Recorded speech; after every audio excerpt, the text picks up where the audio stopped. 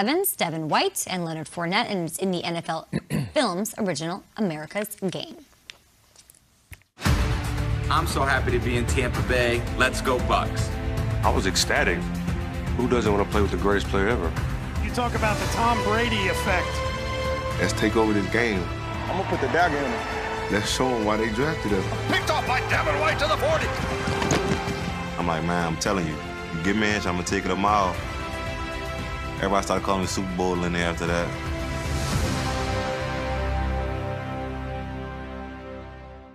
Can't wait to see this. It's narrated by wrestler, actor, and Tampa resident John Cena. America's Game premieres Wednesday at 8 p.m. Eastern on NFL Network. Here to narrate the headlines and the news, Will Selva joining us. It's prediction week here on GMFB. We each have no idea who each other are picking for Coach of the Year, Offensive Rookie of the Year as well. Yeah, Defensive Rookie of the Year will be picked. All of that happening today.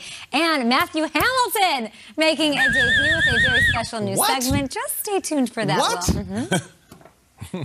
Yes, can't wait for that. Hammer time, baby. Please, Hammer, don't hurt him. Too easy to do. Too easy to do. All right, get ready, Hammer, as I give the headlines here. Sorry, had to do it. All right, well, Kay, you had mentioned the America's Game. Can't wait to see that. Of course, speaking of those Bucs, they are coming off that Super Bowl win in Tom Brady's first year without really a true training camp. And now with the full year together, wide receiver Mike Evans, who you saw in that clip, well, he thinks the sky is the limit now. I mean, we're miles ahead of where we were last year. Not just me and his connection, but the whole team, the whole offense. I mean, it's really exciting, and hopefully we can do something really special this year. Certainly sounds like it. Meanwhile, Zach Martin placed on the reserve COVID-19 list. The Cowboys did get some good news, however, as CeeDee Lamb was recently activated off this list. Lamb, who is fully vaccinated, says he lost his sense of taste and smell and noticed it when he was brushing his teeth. Mint, it was mint, and I couldn't taste mint. So imagine not tasting mint for a week and then just understanding, like, wow, like you really can't taste anything. Like it's real, you know what I'm saying? And take it serious, bro. That's my message. Minty fresh, that's what it's all about. Meanwhile, in Tennessee, the Titans activating quarterback Ryan Tannehill from the reserve COVID-19 list.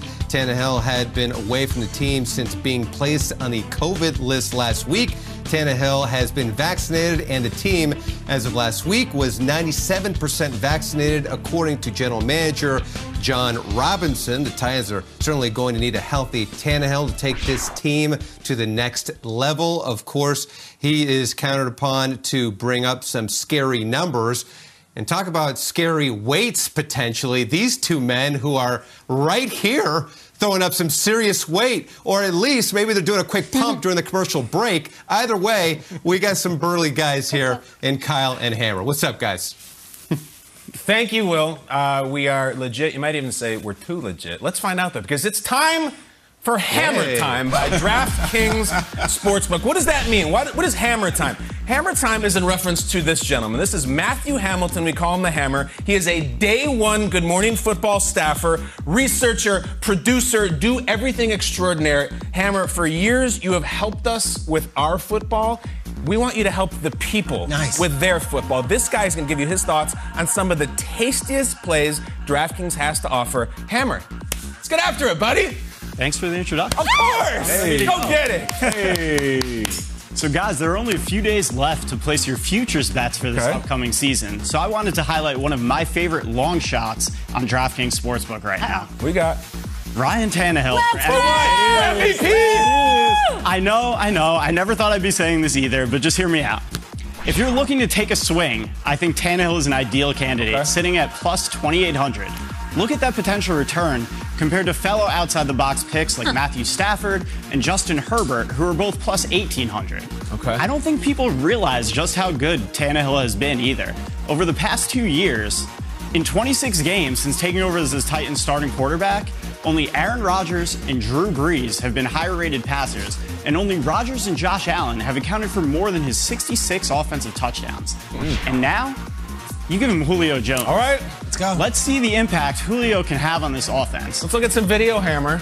Given Derrick Henry's presence in this backfield, the Titans are going to be seeing a ton of single high safety looks just like this one. That means Tannehill will have plenty of one-on-one opportunities to either Julio or A.J. Brown. Here's Julio with a one-on-one chance when he's with Atlanta up against the Cowboys. He's going to run and go on the outside here. And he still has the speed to climb on top of the cornerback Chidobe Awuzie. And then it's essentially a jump ball situation. Julio goes up and snatches it off of Awuzie's helmet.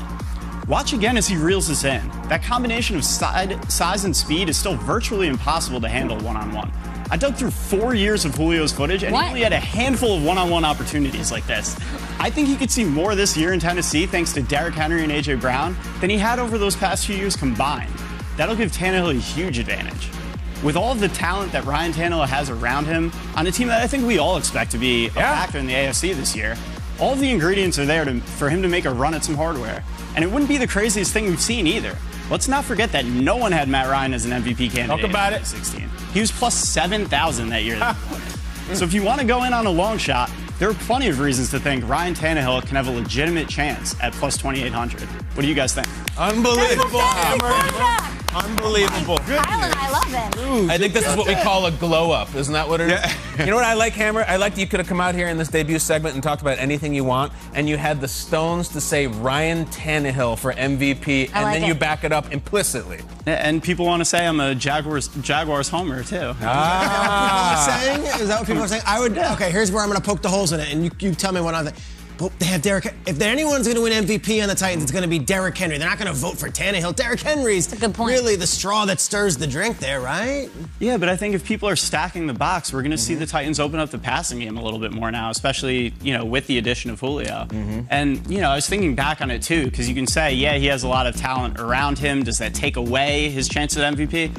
I mean, Kurt Warner had Marshall Faulk, Isaac Bruce, and Torrey Holt. He still ran away with the MVP that year. And that offense kind of funneled through Marshall Faulk as well. So I think if you look back at some of the precedents, I don't think it's out of the realm of possibility for him to take. Hammer, I just hope the Titans, with new coordinator Todd Downing, I think, I hope they don't get away from what made them great, right? They still have to run the ball some. Right, and they ran the ball against loaded boxes last year, and it seemed to not matter. Derrick Henry ran 2,000 yards through all of them, right? I think early on in the season, Ryan Tannehill is going to have to pass his way out of those loaded boxes. I think early in the season, they're going to have to throw the football just to back teams up, and then you use the finisher later on in the season to finish teams off. It's my favorite fantasy quarterback. We're such a proud moment here at this breakfast table. Hammer, you crushed it.